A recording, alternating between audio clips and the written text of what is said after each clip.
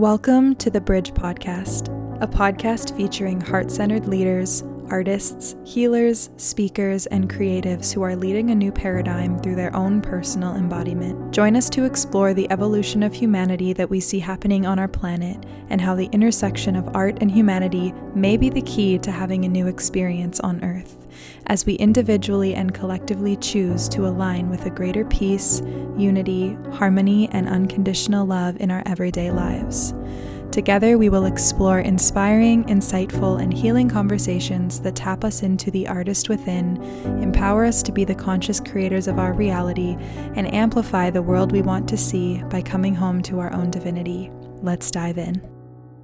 Welcome back to the Bridge Podcast. I'm so excited for this episode, you guys. It's the last episode of Season 1, Part 1, and it is such a special episode. I feel like I could say so much about it, but to just keep it simple, to keep it short, to get you excited, this has gotta be one of my favorite episodes, and that's so hard to say because every single episode has been so full of magic and uniqueness, but there's something about when Danielle and I come together, we just go deep, we go all the way off the tracks into all sorts of different territory, and we just have conversations that have been incredibly inspiring and transformative. So I am so excited to share this with you. We talk all about the arts, we talk all about alchemy, embodiment, energy, and reclaiming our voice and our expression through our own journeys and what we believe that could look like in the arts, whether you are somebody who is pursuing a career or are simply passionate about being creative and are inspired to create art and share more of yourself and your authentic expression in life. So wherever you are on your artist journey, this is a truly deep and powerful conversation that spans many topics, and it's truly a portal into more authenticity, radiance, and heart-centered creation. In this episode, we talk about the multidimensional experience of being an artist, what it means to be a starseed, infusing higher consciousness into our work, the responsibility we believe we have as an artist, the importance of the journey and how it shapes our impact, the gift of coming into who we are, releasing tension to access our full potential, art as a transformative portal, the role of art to amplify and our responsibility as vessels for story, how we hold our energy and presence, the power of being seen in the mess and the navigation and potential necessity of that as an artist, what we believe it means to be a fan in this new era, including a new level of respect for and within the industry, pop culture and what it mirrors to us as individuals and as a collective, the maturity that comes with new projects, seasons, and dreams coming in, creating spaces for alchemy and expansion as an artist, and the potential and positive healing catalyst of an entertainment world without hierarchy.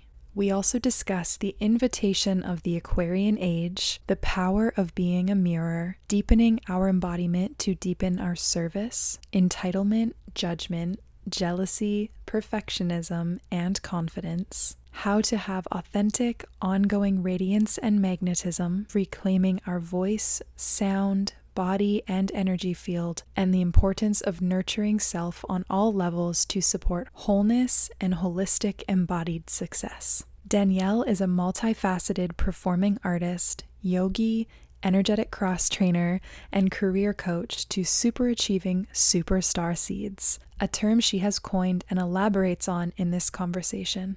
Known for her realness and her sometimes triggering radiance, she creates opportunities for people to connect to their bodies, authentic expression, unique passion, purpose, and ultimately internalized confidence. As the creator of the Reimagining Ballet Method, the developer of powerful transformational containers for both individuals and groups, and a mentor of souls ranging from 12 to 40 plus years old, Danielle's path has most recently directed her back to the performing arts. She is passionate about supporting the collective in recognizing and respecting its potency, both as an experience and from the audience. And she holds the strong hypotheses and belief that the world will be in greater peace once we tap into our bodies, our expression, our creative impact power, and reconnect to the embodied arts. I'm so excited for you guys to hear this episode. Take your time, be fully present, fully immerse yourself into this so that you can soak up and receive all of the wisdom that is within this conversation to activate you and your highest potential as a human and as an artist. It's certainly a portal for just that. Let's dive in. Welcome, Danielle, to the Bridge podcast. I'm so excited. This is the first time that we're meeting, so I'm so excited that we get to do this together in the first time, in the first moment, because we've connected online a couple of times, and those moments have just been so special, and I'm so grateful for you and your existence from the moment that I connected with you on Instagram before we ever connected live. And I just am so honored to have you here because you have so much wisdom to share, so much love, so much light, your perspective. We always just dive into the best conversations, and I'm so excited to see what comes through today. So thank you for being here, and thank you for coming onto the bridge. You're so welcome. I can't wait. We're all super star-seeded up. We're all ready. We got the light coming in. To get us started, can you tell anybody who does not know you just a little bit about yourself? Yeah, I'm Danielle or Danny. Introducing.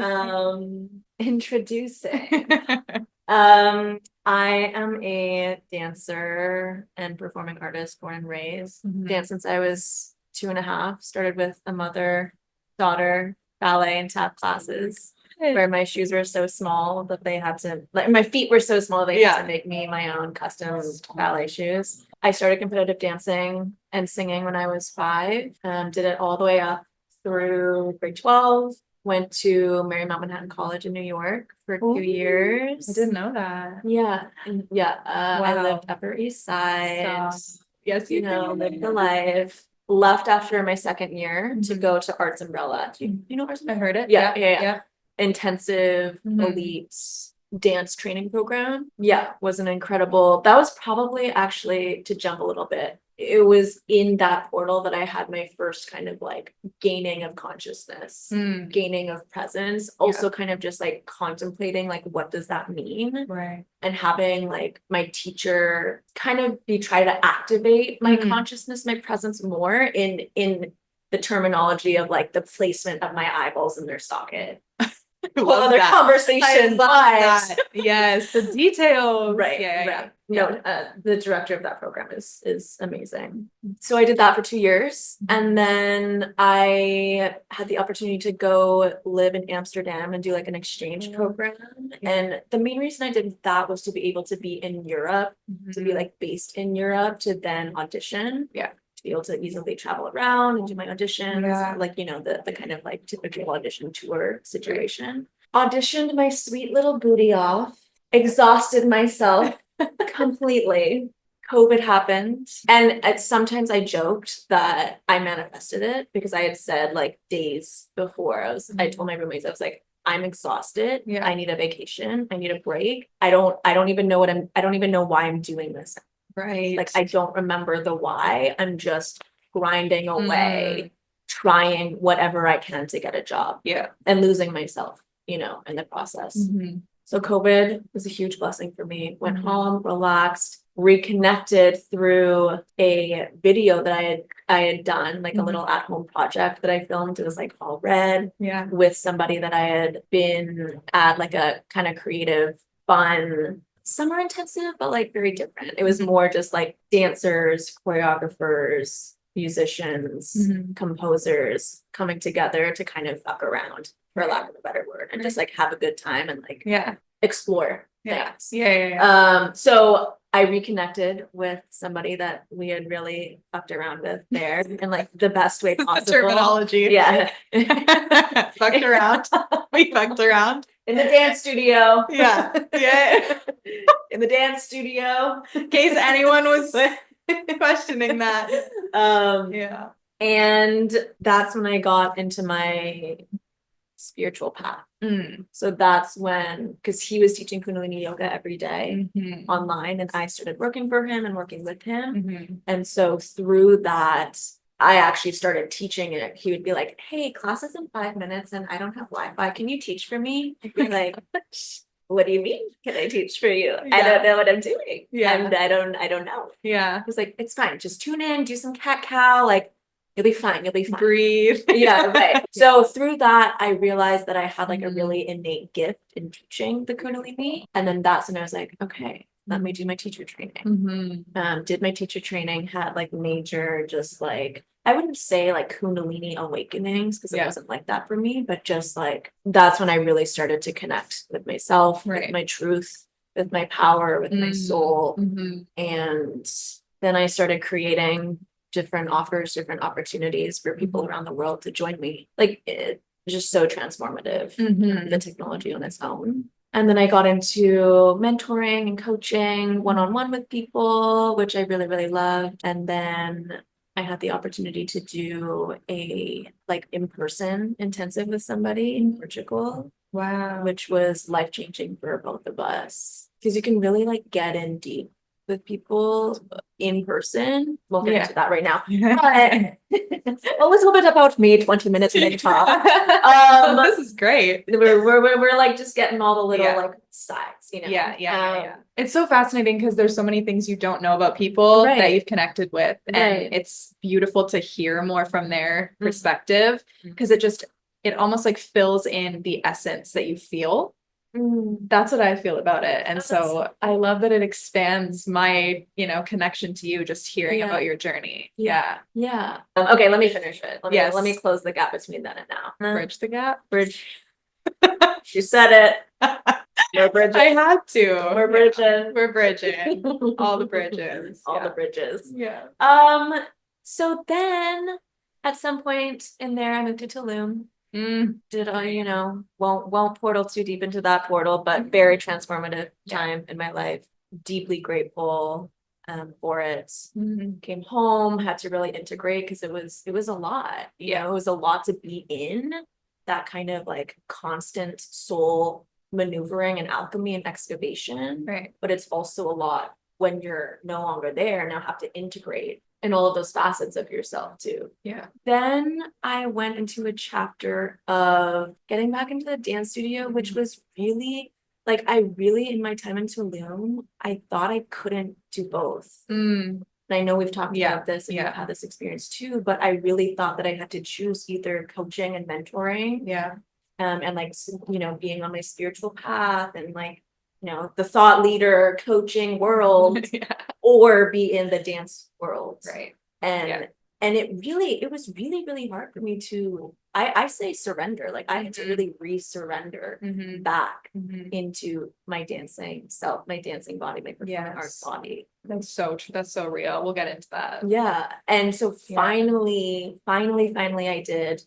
And I had the great privilege and blessing of working with some elite dance kiddos who are really at the top of their like technical game. And so between me and the director, we're really working to bring the consciousness, the breath. And we can talk about this too, but there's like, I relate to it as like 1D, 2D, 3D. Yeah, I love your description. 4D. So fun. So just bringing in more artistry, more humanity, more connection, more confidence, more groundedness, more presence into them, as opposed to just striving for the perfection, which is all I knew, and it was so toxic. Yeah.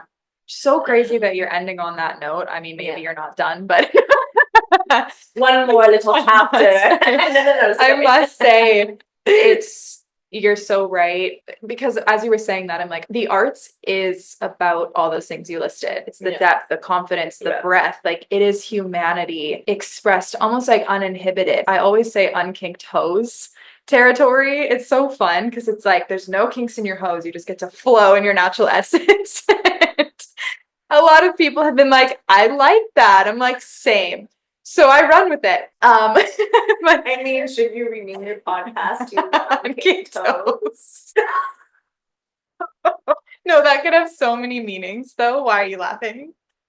That's exactly why I'm laughing. Okay. We're on the same wavelength. Oh my God. But truly, the arts is about being more human and letting our humanity be amplified and being in the full experience of it uninhibited and liberated. That's why I love Broadway performers, because they just look so free in what they're doing. Like, how does one do that? I need to know, you know, and that experience of perfectionism versus being a human and the vulnerability of the artistry moment to moment is completely different. And I guess my way of describing it would be almost robotic. Like, I grew up training to be able to fit into these molds, which is not a bad thing. That's needed for some parts of that world, but can you still bring your human and your breath and your artistry in, and the consciousness in? Because it's so powerful to be able to set an intention or know what's possible for us with our consciousness, the power of our mind. All of those times that I felt so afraid, if I had known what I know now, being able to bring that on stage or bring, you know, it just adds a whole new element and layer and depth to why we do it, which you mentioned, you know, you kind of lost the connection to the why for a while, and it felt a bit of a bit of a hustle. And I would love to speak to that. Are you done with the intro? Just a chat before I go. The final thing. Okay, at it. Yeah. We got scouted for the musical. Yes, you did.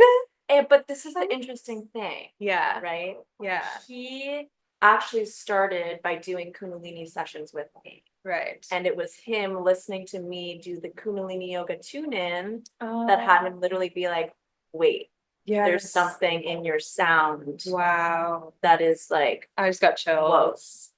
And so from there, he saw one of my Instagram posts. It's just a little clip of me singing. This was literally the first time I had sung in front of people into a microphone. Right. But he saw that and then messaged me and was like, I need you to audition for a musical. Oh my gosh. I've auditioned like over 4,000 women and I need you to audition. We're still looking. That's so exciting. So because it's meant to be you? Question mark.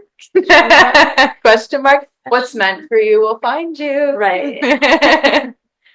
Truly. So cut to, you know, been doing intensive voice training basically ever since. Went to Boston to do a couple weeks in person with my voice teacher, and here we are. That's so awesome. And here's how we come full circle. Yeah. On the surface, it's a musical about zombies and about love. Yeah. And about love that can't be had. Yeah. And about, you know, everything inside of that. Yeah. But on deeper levels, it's about acquiring each consciousness. It's about the rise of the divine feminine. Yeah. And it's about that journey of the feminine. Yeah. You know, experiencing, moving through the depths of her being, the depths of her soul, all of the woundedness that we carry as women, and the rise of her. Yeah.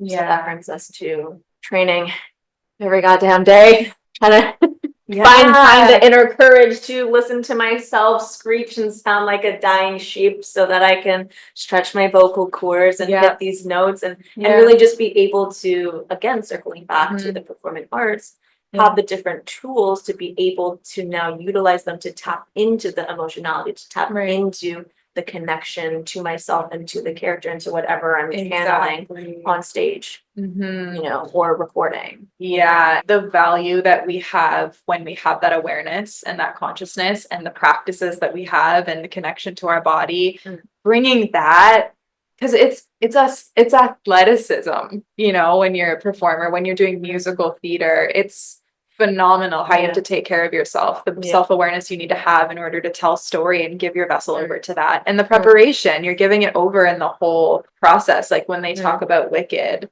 you know, it was a whole process to even prepare for the filming. It was like years of their life that they devoted to this. You have to be like everything, all hands on deck, all gears in motion, right? And it's so powerful. And I just also want to speak to what you said about how this came together, because that's so exciting. And something that I've always felt just in my heart is, where the world tells you something has to be one way, there's actually infinite ways for you to align with things that are meant for you. And when you mentioned there's something about your sound, there's something about, you know, how you are and your voice that was a resonance, was a match for this story. And that's we as humans are music in this harmony with life. And so there's things that you are just right for. There's things that your essence is meant to be a part of. And in order for you to align with those things, I mean, all you really have to do is be yourself. But what does it mean to be yourself? How do you come into fully being yourself? It only took me 27 years to figure that one out. Right, exactly. You know, coming out of these stories and these things that we've put on top of our natural essence so that we can actually not only be recognized as who we are, but receive and be who we authentically are and enjoy these experiences for the incredible experience that they are, rather than feeling like we are just in a hamster wheel of working or, you know, giving ourselves to things that we're not fully present for.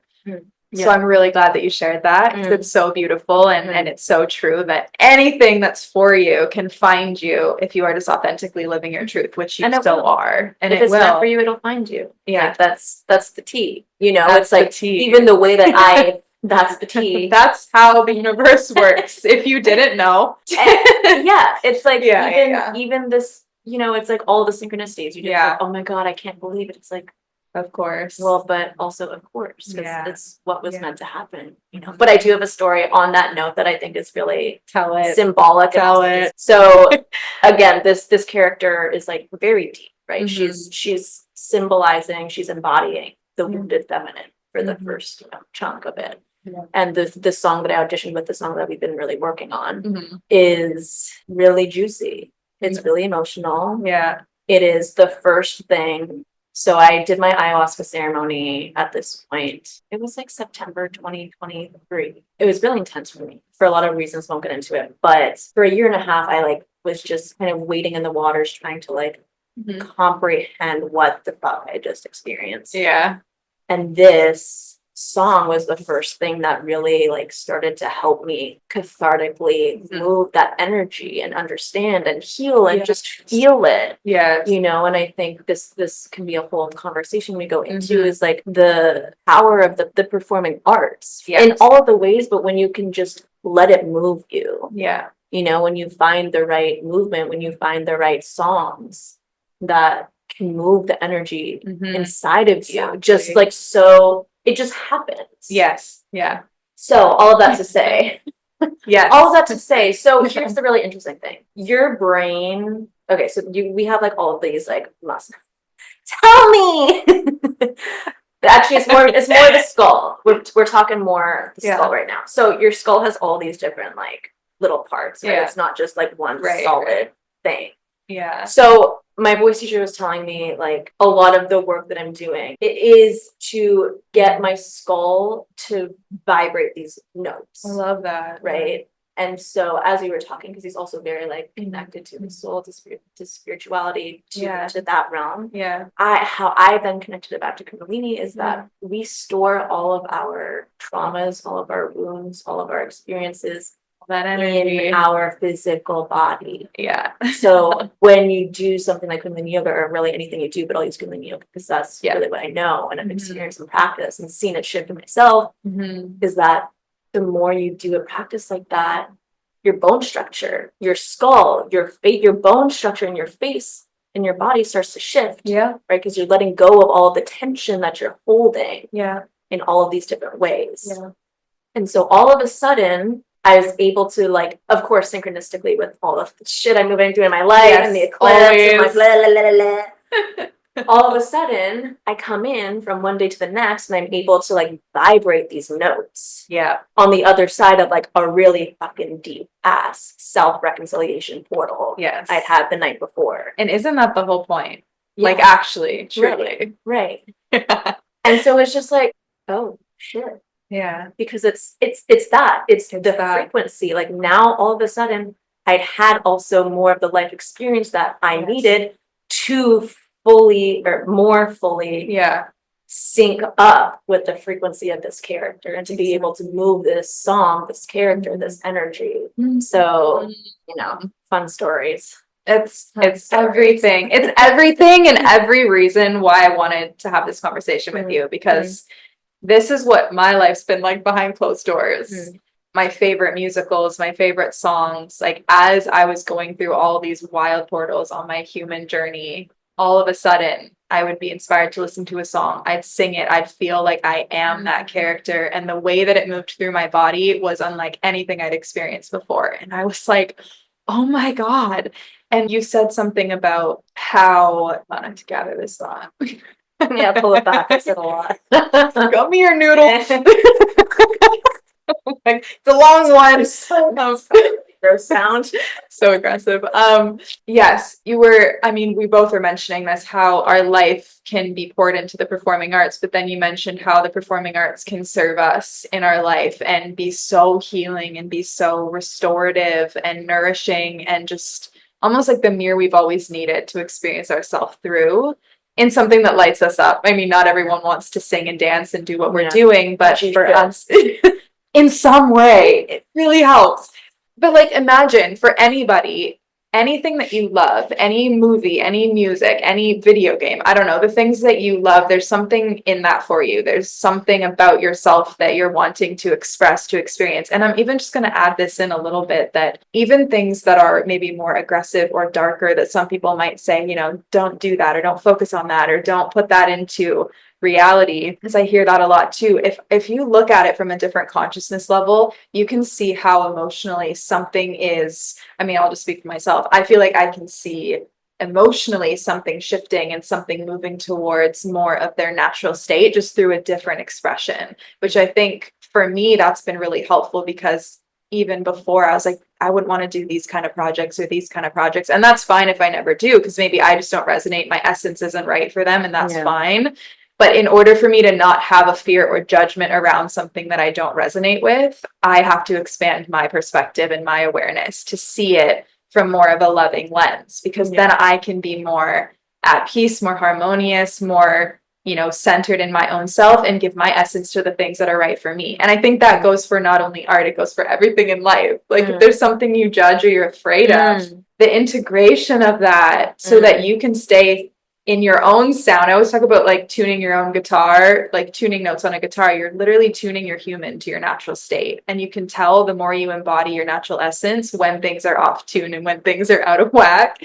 And that's a mastery that's ongoing, but it comes with self-awareness. It comes with all the things that we're talking about, and what we can bring to our artistry from that space is just so phenomenal. And to end on this note for this little topic, at least for my part of it, is everything that we do, every piece of art we create, it is sending ripples out into the world. It is potential. It does have the potential to heal. It does have the potential to inspire and uplift. And so if we can really have our consciousness aware of that, as you're saying, and the connection between the two, it just gets to be your life and what you're doing instead of it feeling separate. Like we have both felt. Yeah. Or at least did for a long time. I feel like I'm arriving in this space where it's just all part of my life. It's all something that I get to do and choose. And I don't feel like I have to sacrifice my truth. And that's, I think, a really powerful place to be. Yeah, that's huge. But I think it's still an active practice in life. Yeah. I mean, I think it's the ongoing journey. Yeah. Is to continue to not just find ourselves, but explore ourselves, explore the untapped potential. Yeah. And I love what you said. That's actually the perfect segue into what I was like, I would love to bring this forth is we have a responsibility as artists. Yeah. Let's go. Performing artists. Let's go. Changing gears. We have a responsibility. Yeah. We do.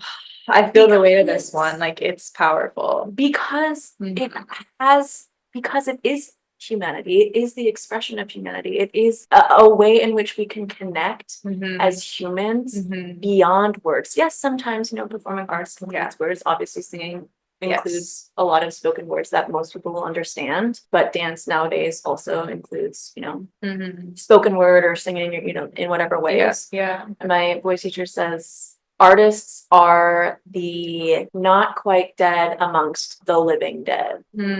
So basically more alive.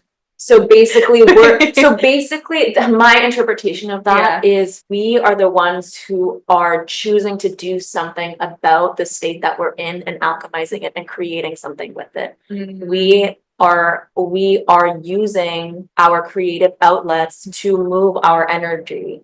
Yeah. It's a cathartic experience. We are cathartists. Artists.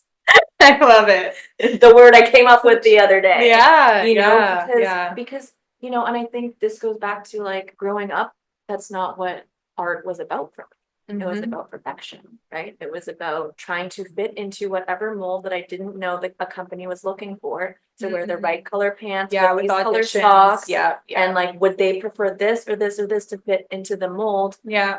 Completely remove myself, you know, and just become what I think that they're looking for. Or don't even develop what is my unique way, because that's not necessarily invited.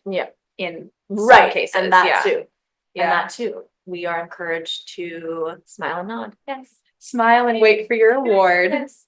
Right. I wouldn't change that. I loved it. But it's just something interesting to be aware of in the grand scheme of life when we put our worthiness in something outside of us versus knowing you're worthy no matter what. But like, what human is not like, oh, I got participation versus first? How many times you get participation when you're competing against 24 other people for your solo? You know what I mean? And like, listen, I got first, I got second, I got third, I got participation, I got it all. Yeah. Now it's like, it's so much easier for me to take rejection and be like, that just wasn't for me, you know, like, it's such a different level of awareness now. And for kids, I mean, anybody, if you're just starting to have this level of self-awareness with the arts or with your life in any way, we're just so much more than what somebody else is judging us from. Because also everybody's going to have a different perspective of you. And if you had got rejected, for example, or had someone say something to you that felt really shitty, a week before this guy messaged you and was like, your essence is right for something, you need to audition for this, or we want you to. If you had let that negative experience or negative feeling experience, you know, make you stop believing in yourself or go a totally different way and stop, you may never have fully aligned with that new opportunity, or maybe just not had the beautiful, easeful experience that you have had moving into it, because we just get a little lost in that if we're not looking at what those things are in ourselves already, like that shadow work and knowing that we're worthy of all the things that we want and desire. And the fact that you want and desire them is because they're meant for you and they're calling you and they're trying to reach you. So that's a whole other conversation, right? And everything in your life is there for you to come into that experience and that embodiment, I believe. And I've found that to be true. Like living every day feeling like I'm in a musical is the happiest that I ever am. Truly, like I'm standing out there looking at the ocean singing Beyond by Moana. Don't even mistake it. I'm satisfied and fulfilled like I'm in a musical every day. And that from that place, I'm excited to pursue musical theater, because I'm not creating a separation. I'm actually forcing myself to be seen, be more myself, be heard, be more open, because I know I need to do that in life in order to access it in the arts. And I know that my life is helping me prepare for all these things that would bring me joy. And I don't even need to know what they all are. But I do have to show up fully to life, willing for the miracles and the joy and the beautiful opportunities to come in, because you have to have the capacity to receive that. Oh my God, there's really so many directions. I need to put the sunglasses on again. I feel like a badass after that. We just need a moment. She said we just need a moment. We just to tap in and tap out at the same time. I was really thinking about that. No, I'm not gonna tangent onto a sunglass conversation. Am I? No, well, I've been watching a lot of these, you know, pop star documentaries. The Kardashians, same. And the Kardashians. I've been watching the Kardashians. It's changing my whole life. You were too? Yeah. It's just so right with you. No, seriously, it's been changing my life. I'll get into that after, but please go. No, I was thinking earlier today about the sunglasses, right? Like, it's a protection, not always. Can be. But can very much be a protection mechanism, right? Because the eyes are the window to your soul. And I mean, imagine, visualize the timeline where, you know, I'm like, it's coming, it's happening. It's happening very quickly. We are being invited to practice every day for what's coming. Right. Yeah. But that you have all of these people constantly looking at you. It doesn't matter what kind of perceiving you, fucking reading into you, no matter what you're doing, what you're living, like how you're walking, what you're wearing. Right. And so it's like, oh fucking yeah, like you don't get a window into my soul all goddamn time. You know, like But even does it matter? I have that like conversation a lot with myself is does it even really matter? Because everyone's perception is going to be different. That's true. I think it's again, I think it comes back to like the feeling of protection of like I feel more protected and like you can't read into me the same deep way. But what if they could? What scares you about that? Me? Yeah. Let's go deep. I want to know. What scares me about somebody looking into about really seeing you or being perceived. Can you really be afraid of someone seeing something if you've fully seen it yourself?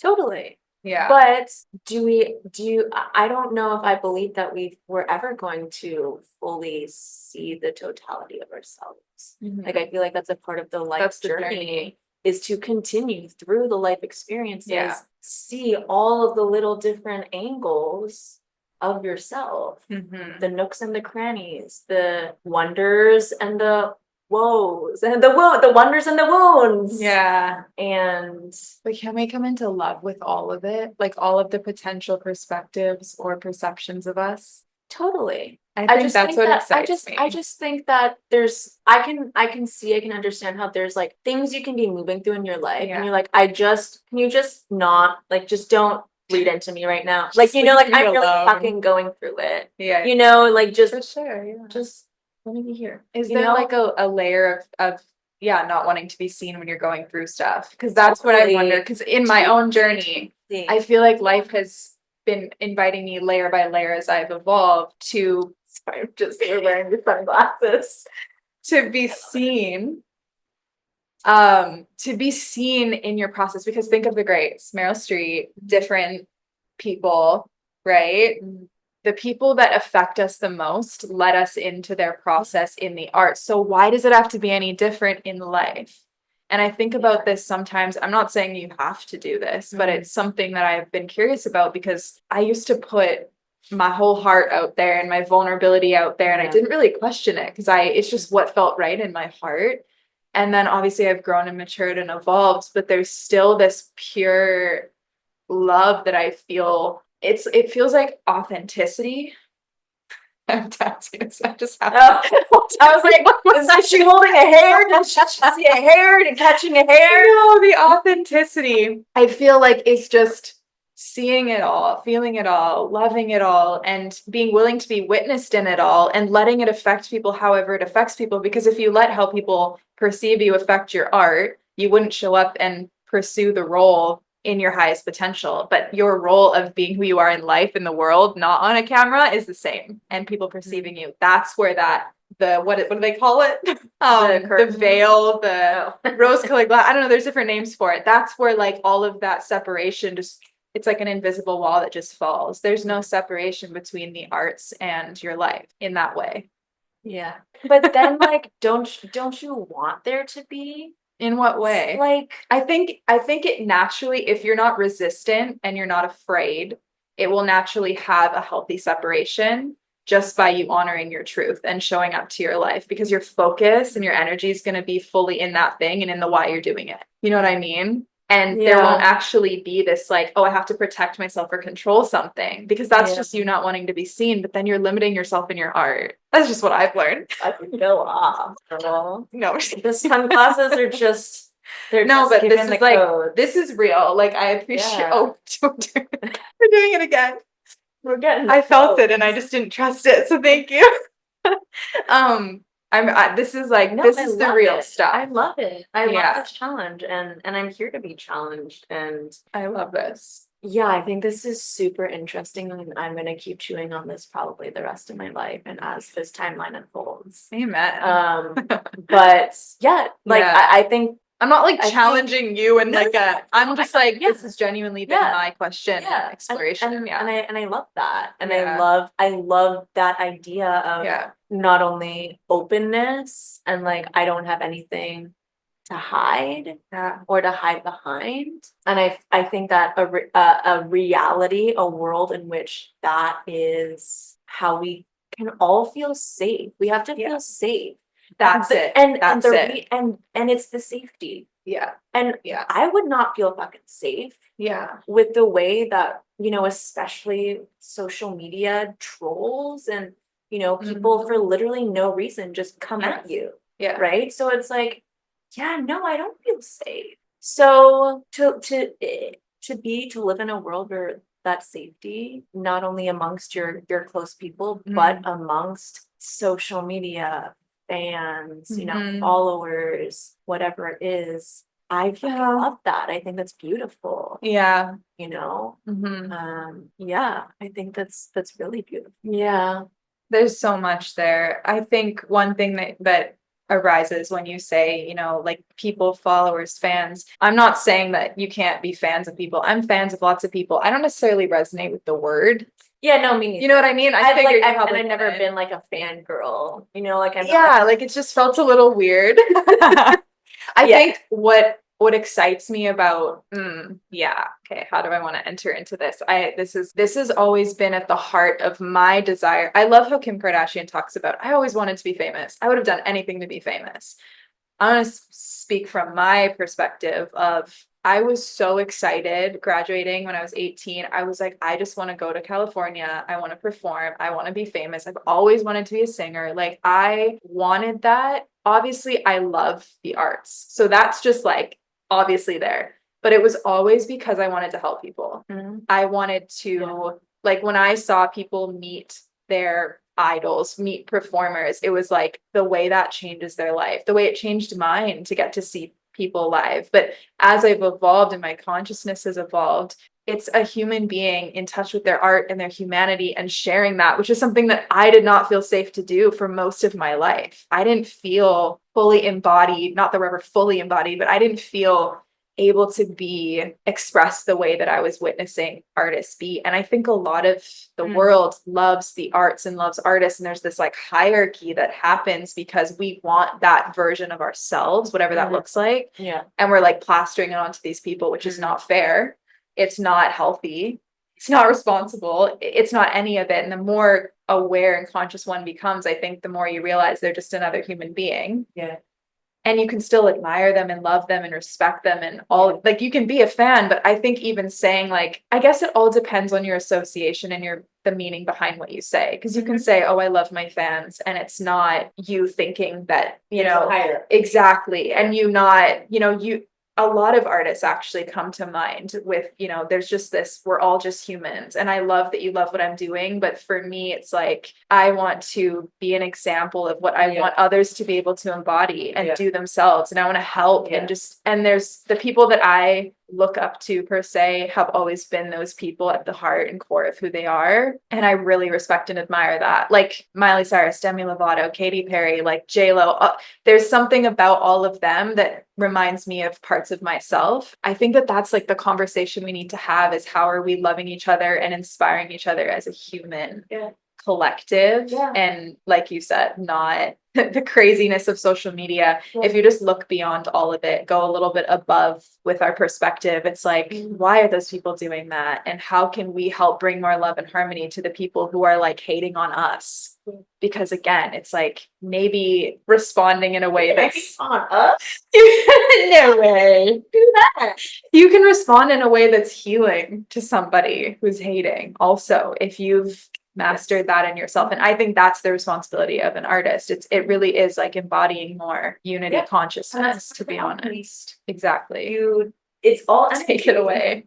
Those snake earrings. Tell us about alchemy, Danielle. It's all I listened to a Kanye West podcast with David Letterman the other night. And I mean, I want to watch it again because it was like codes on codes. I'm super curious about his, because I've never really connected with him, and me neither. Kim talks about him, obviously. Yeah. I'm curious. But it's all energy. It's all energy. And you just decide, okay, so negative energy is coming towards me. It's powerful now because I'm connected to my artistic, creative, problem-solving self. I can use a facet of that to shapeshift it, to move it, to alchemize it, to catharticize it. Yeah. See what I did there? To catharticize it. To bridge. to more love. Well, yeah, you could relate to it in that way too. That's of like, usually, yeah. There's this energy coming into me. I don't want it to have a negative impact on me. I would rather have it there. Yeah, you create the bridge. Being an artist of a new world, it's like, it's not just about my art on stage. It's about how am I handling every moment and every human so that I create a better world. It's like it expands every which direction. Yeah, exactly. But this is one of the things too that I really admire about Miley Cyrus and her journey, you know, is my girl. Is she is so, at least at this point, she is so owning of the journey she's been on. Yeah. And not only the journey she's been on, but how it has led her to who she is now. Yeah. You know, and this is something that I've had to really reconcile with myself, is like all of the things I wish I had done differently, or you know, things I had done differently, or I like what would my life look like right now if I had done this, or if I hadn't done this, right? All of that stuff. And it's like, it's all compounding perfectly to now. Right. Which is all there and is. Now, now. as the now continues to build out. Yeah. You know, as I continue to become whoever the fuck I'm supposed to become. You know, because I think I know, or I have little ideas, or in this phase of my life, it appears to be this, or I desire this. Right. But who knows? You know, and I think for me too, in this point of my chapter, now that you maybe have received the full play-by-play of how we got here, I see that, right? I see how all of the facets of myself have led me to be able to step into this role, this character, this level of artistry meets consciousness, but also just being on stage and creating impact through art. How it's all led me here. You know? Yeah, we're always drawing new potentials in to the now. Wherever we go, there we are. So it's like, who do you want to be in those moments, in those opportunities, in those experiences? And becoming that now and working on that now is what draws that in. And it doesn't feel as much like there's a past and a future. Because this has been my experience, you know, we're integrating these things that have been left in the past, these emotions we haven't felt, these beliefs, these stories that kind of pull us out of our center. And then as we integrate that, it feels like, for me, that part of myself is now here and it wasn't 5 minutes ago, you know? And then there's less of a future. There's more just a now and different potentials I can come into alignment with, because, you know, it's very like Aquarian, but there is really only ever now. There isn't really a past and a future, only exists in our mind or in our imagination, but there is infinite potential. Or held somewhere in your body. Exactly. As like the evidence. Yes. I guess, right. Yeah. What is one of the, coming back to the Kundalini in the body for a moment, and the emotion stored in the body, what is one of the most powerful shifts that you've had with either Kundalini or just like emotion in the body, and how that's changed? I know you touched on it with the art and how it changed your voice and ability to show up to that song, but anything, even just in life, like what has really transformed for you through that practice? Oh my God. I would say a really key thing for me has been, it's layered, right? So first it's like finding myself.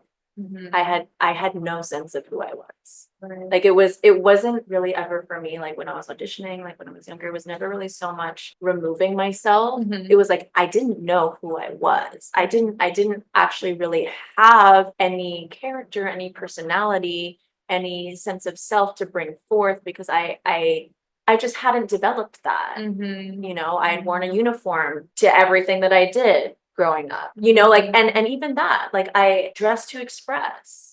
Right. And it's an expressive outlet. It's a facet of artistry, right? How we dress ourselves. Right. It's like the outward expression of how you're feeling. It's also how you want to feel, like, you know, in so many layers to that. But all of that to say, I didn't know who I was. And I realized that after I got home, everything shut down. I was in Amsterdam, pandemic hit. I went home and I had a call with somebody and I said, I don't know who I am beyond my resume. My resume is freaking epic. I have top tier people I've worked with on here, but I don't know who I am. And that was always the point in auditions where I got cut.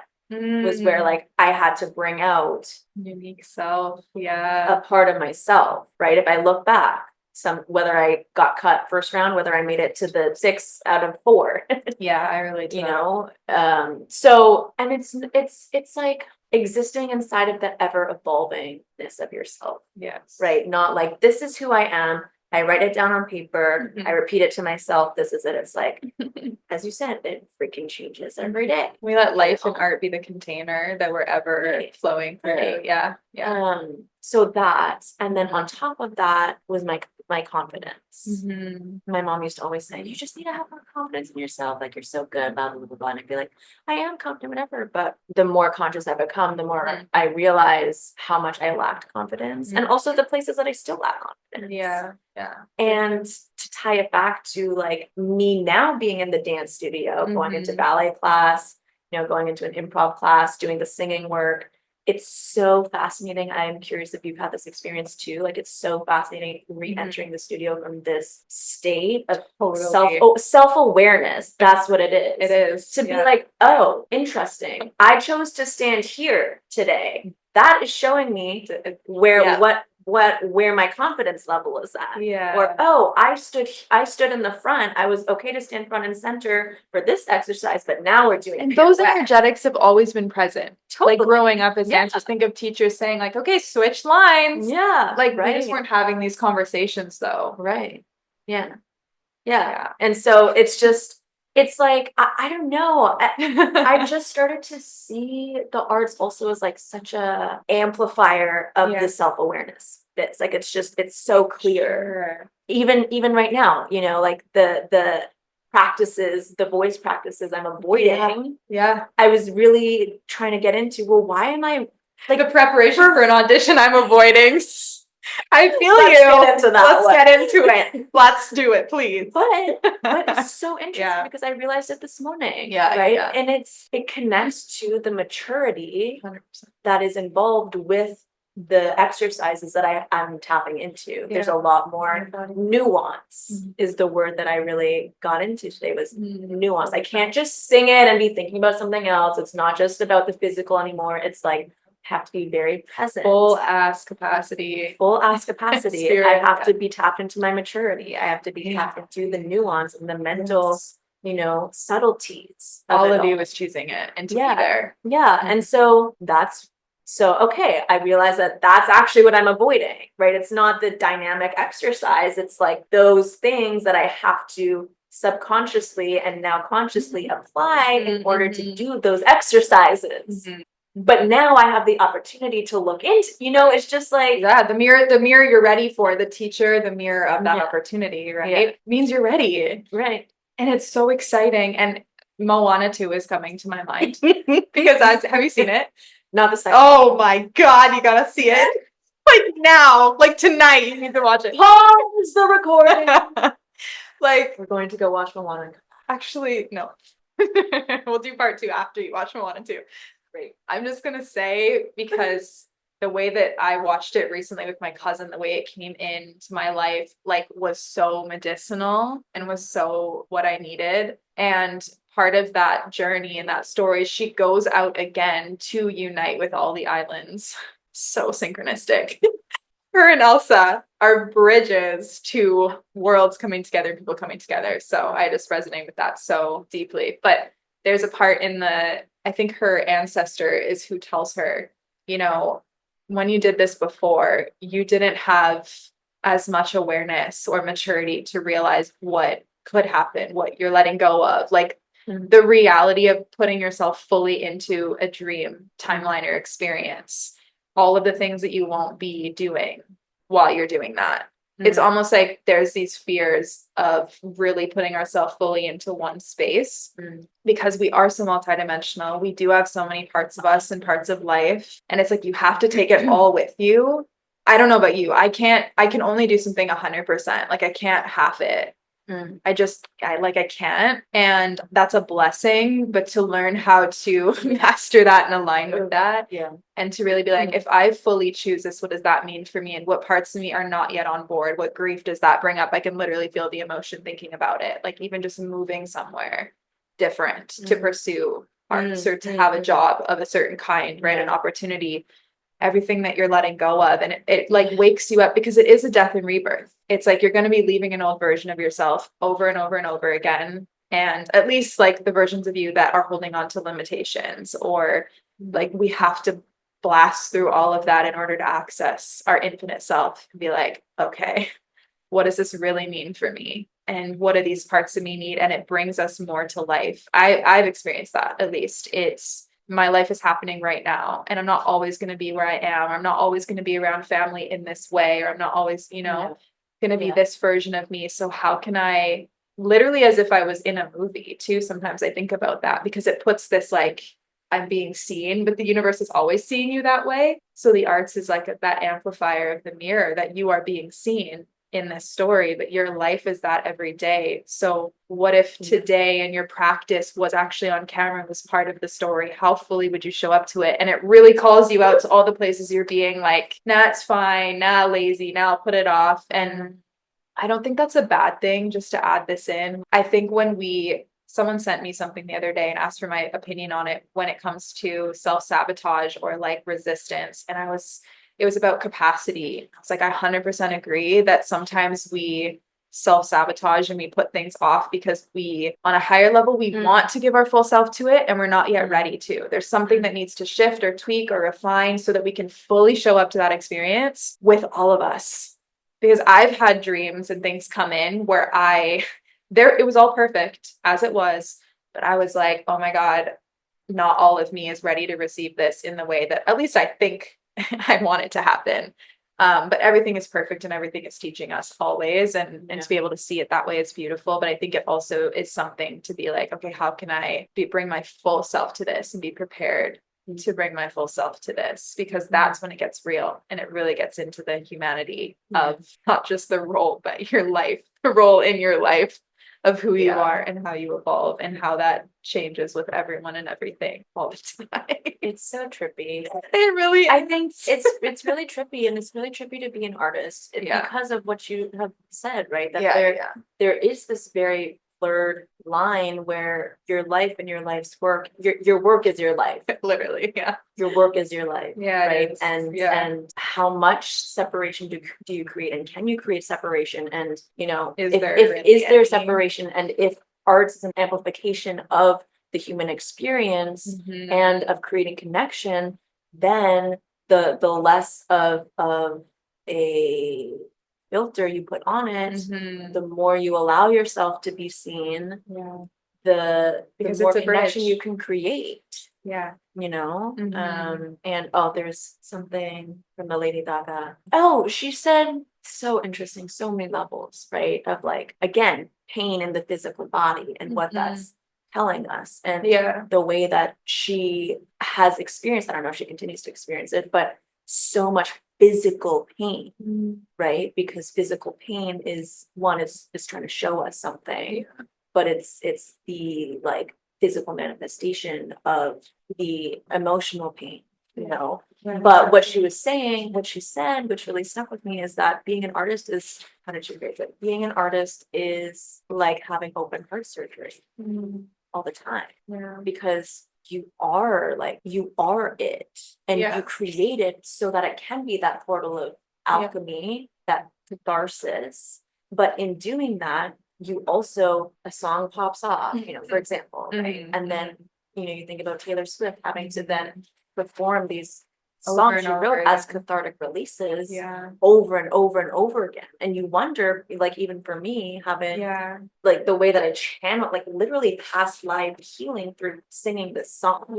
Past life understand. Every time I sing it, today I sung it like 2 or 3 times in a row, and every time I was like, it's helping me move through things that I'm trying to understand right now. Right. And you just get different little angles of it. And so it's like being rewired in the process fully. Totally. I think if you can have that level of intentionality and desire and consciousness to utilize it in that way. But I just thought that was a really interesting.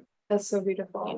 So true. Because every single point of my journey has been different. My art has been different depending on what I've been going through and what I've been learning and my capacity and all of it. And there's just infinite mirrors for us to learn from. And really, I want to say, like, if art is the bridge to a different world for all of us, or it could be, to say it that way, how would you show up to every moment and every part of the journey and the process of your art and creating, whether it's a project in a film or just your life in general, like, but speaking from the lens of art and entertainment being specifically a mirror or a bridge for the planet, because it's so seen, there's so many eyes on it, the influence, the responsibility, and how would you show up to it differently? Because it also taps into that like unity consciousness, in the sense that we're all connected, our hearts are all connected. It's that field that we all share. Like, we're here having an experience, even though all of our experiences are individual and different. How do you want to contribute to that field?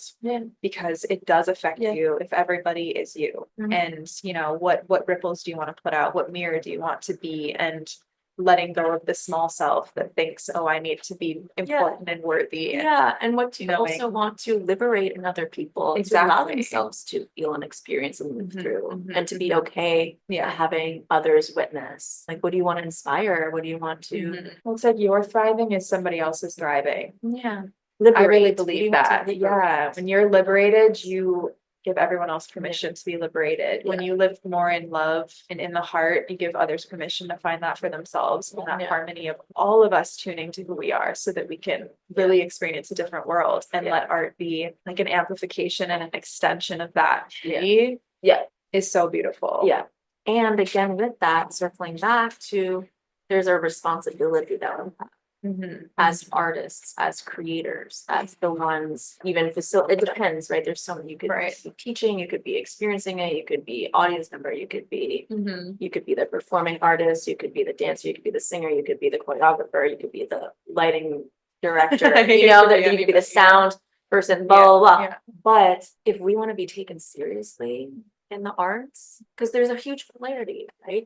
There's some who have major fan bases, who all eyes are on them, who are creating art that is, you know, like you think of like the pop stars, right? And then there's more of like dance, right? Where it's not revered in that way, it's not respected in that way for a majority, right? And so we as artists, I believe, have to take responsibility for how we want to be viewed, how we want to be perceived, how we want to be respected. We have the power to really create impact, to create change, to create spaces of healing, to create spaces of alchemy, to create spaces of people leaving the theater or workshops or classes or conversations just even more expanded in their perspectives.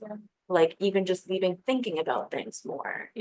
Right. But we have to take the responsibility and not just be like, oh, woe is me, I'm a starving artist. No, You know? exactly. And I feel supercharged about this because we think that it starts with somebody paying us, somebody else valuing us more, but it starts with us valuing ourselves more.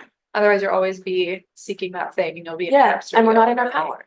Not in our personal power. You know, when you were talking about the pop stars, I got this like vision of the symbolism of, you know, versus dancers, like background dancers, people I might still admire and be inspired and follow them and all of that, enjoy it and appreciate it. But there's this something about pop stars where it's just like a whole different game. And I just got this like vision of the symbolism of people's egos and how we all want to feel important and valued and like the center of attention in our own life in a way. Like I'm sure everyone can relate to that in some way. Like I want to be loved, seen, valued, heard, whatever, known, even though it's scary. And we should be loved, seen, valued, heard, known. Even if it's scary. And there's people who want to meet you in that. And so the symbolism and meet you, period. Period. The symbolism of the ego's projection onto a pop star and making it about them instead of being like, what are they inviting me into in myself, which would actually allow the respect and not the hierarchy that people are just feeding after, which is not fair for them either. And don't put the responsibility on them. I've heard it from people too, like they should be grateful. We're the ones that make them famous and give them the money. Oh yeah. Just a moment of silence for that one. Like that's a whole conversation in and of itself. Yeah. Because no, it's all of our responsibility. It's not just on the artist. Do not shame them for their success and their vulnerability because you want to have their attention or you like it is because just you're jealous. Exactly. Because you're jealous. Yeah. Absolutely. Like of course they're grateful. Of course you are in that exchange with them, but that does not mean that we don't have boundaries and respect and responsibility and treat people with kindness. And I mean, it's common sense, the more you heal, but when we're not healed, those distortions can just run. Right. And we have to have compassion for that, but also have like stern responsibility so that it changes. Imagine having millions of people having all of these opinions about you. You know? And this is a major part. Superstarseed. Superstarseed major charged. This is a major part of what I'm passionate about too. Is helping set people up for success inside of the magnitude of what they are here to create. Not starting from this place. Starting from the place of desire, of creating impact, of using their art, of using what they've been through to positively impact the world, you know. And as we're talking about, there's so much that goes into it. You know, you have to be able to handle the wealth, you have to be able to handle not just the influx of love, but the influx of hate.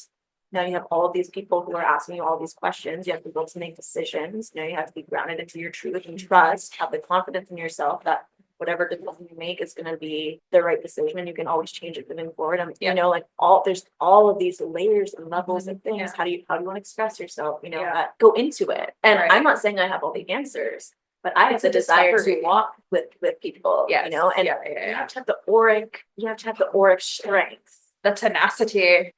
The auric strength. It is that though. It's like, where are you hiding in your own field? Because again, you'll be hiding in your art and you'll be a mirror that's hiding. I think when you talk about responsibility, it's like, if you want to be a mirror for people, what do you want to be a mirror for? And if you want people to become who they truly are and really open up to that life for themselves, you also have to do that, which means you have to be willing to be seen in all those places. You have to be willing to go in and do the work with yourself. Exactly. Like, it's not as scary as you think when you do the work. Okay. I'm going to say it's not as scary, but it's very intimidating. Let's specify. Facing facets of yourself that you're ashamed of, things that you've done, realizing you've hurt people intentionally, unintentionally, wishing you could change ways that you've treated people or things that you've said. It's really hard. It can be like, I've sat in front of my altar and just like wept. Absolutely. You know? Yeah. When I realized I've hurt somebody and said, you know, because hurt people. This can be a whole other conversation. Of course. But when you realize that you've hurt somebody and now they're hurting you because you hurt them and they want you to feel their hurt. But when you realize that you have hurt somebody, you have to also realize, okay, if I hurt somebody, that means I'm hurting somebody. So what is this reflecting to me about the ways in which I'm hurt? And there's so many layers, right? There's so many layers. Absolutely. To that can be really uncomfortable. That's why most people don't do this work. I was gonna say, I've experienced this, is we almost like stay in a smaller version of ourselves because the shame or the emotion was so big that we were like, I don't know how to move through this. So you almost keep yourself at bay. Or even you just feel like, I'm imagining now you're like shut in a room and you can feel there's like a hurricane outside. There's like a hurricane that it's like, you can feel it moving the door and you're oh, you don't really want to stay in this room forever, but also you're like, I don't know what's out there. Right. But do I really want to open that door? I love that you shared that, because as you're saying that, I'm thinking what I feel like the universe has invited me into is a lot of actually getting to know the storm I'm walking into before I open the door, so that I feel more equipped in certain ways to handle it. And not lose the purity of still the innocence and the unknown of experiencing life and learning along the way. But some of the things that fear can distort and like put out there, being able to work with those things before you step into the arena is also possible. I've definitely experienced that. And I want to say what's really only made it hard, in my opinion, is when you feel alone in it, or when you are alone in it. If you're not alone in something, there's not really anything that is too scary to face. And depending on how big the thing is you're facing and feeling through, the more support and less alone you need to feel to actually move through it. Whether that is the universal presence of unconditional love, God, spirit, whatever you connect with, or another human being that can connect in that essence with you, that is what's really transformed things for me. Because there were points in time where I was like in that experience and was like, there's no way I can get beyond this, but things shift and change. And when you do have that, you actually can enter a whole new reality where that thing that used to feel like your whole reality is now this like tiny seed, and you've entered like a completely new space, which is really like what this work can do for us. And I think also what our art is always inviting us into. Yeah, and that's because it's like, and if like this is something I'd be curious about that just came to me, is like, okay, so you don't have somebody else. You feel like you're quote unquote alone. Yes. Can you see art as the other? Can you see dance as the other, movement as the other, singing, song as the other, painting as the other, and let that support you, have a conversation, like whatever. There's so many ways you could run with that, right? The relationship to it, have a conversation of it.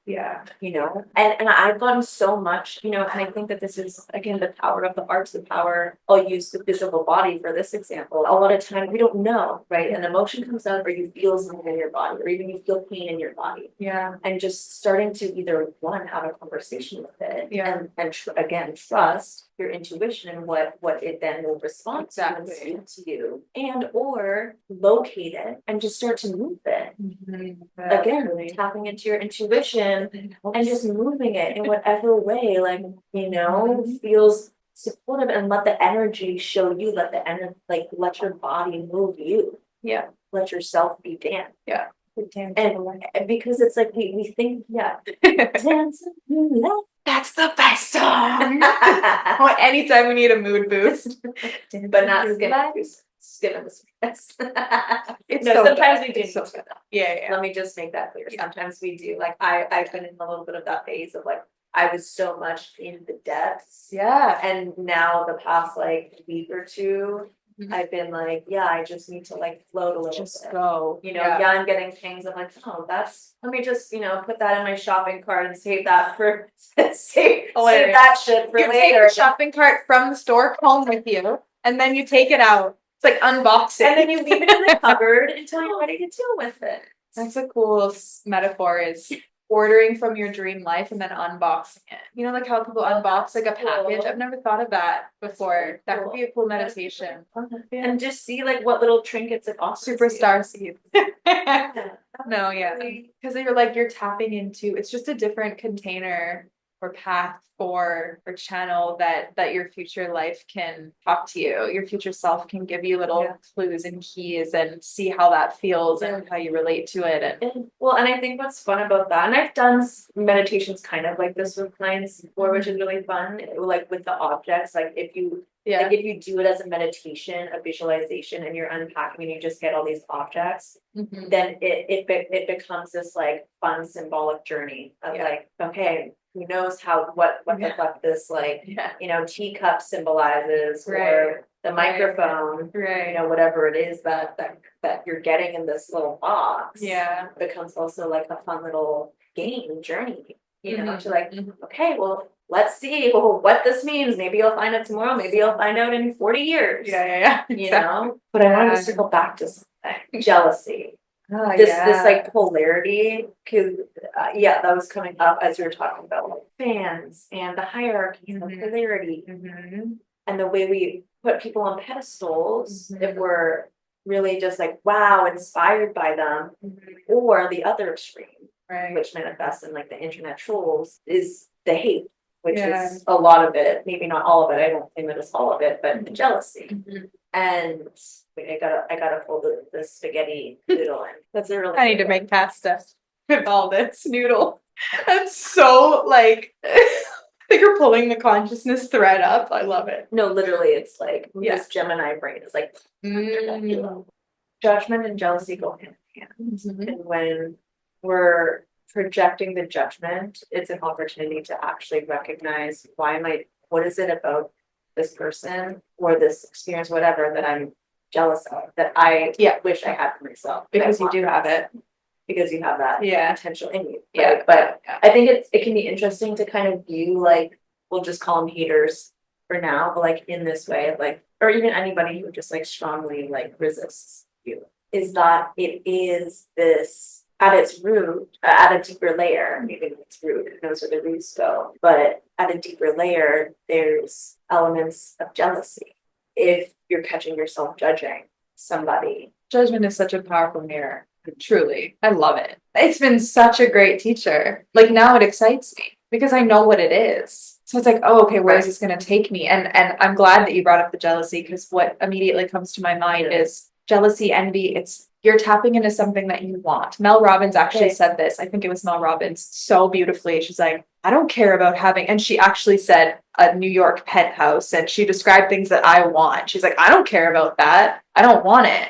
I'm not jealous of that. But if you are, then it tells you that it's for you, that there's a potential for you to have that. It's calling you for a reason. We all want different things. So when you're jealous, it's not about the other person. It's the invitation to how happy and excited are you for that person having that thing, because you know it's possible for you. And you're like, and I actively practice this all the time, because it's like the more excited you are for others, not just for their personal experience, but for how that also is contributing to many other people's lives and the collective, and your ability to see that that's possible, like all of that, then you get to step even more into the version of you that has it and just see it as an invitation, which is all that judgment ever is, always, whether it's jealousy, because jealousy and envy, it's like an emotion that comes up, but judgment itself is like a lie. It's always asking us to rise, but it'll bring up a different emotion or a different story. So I'm really happy you brought that up, because this is so needed.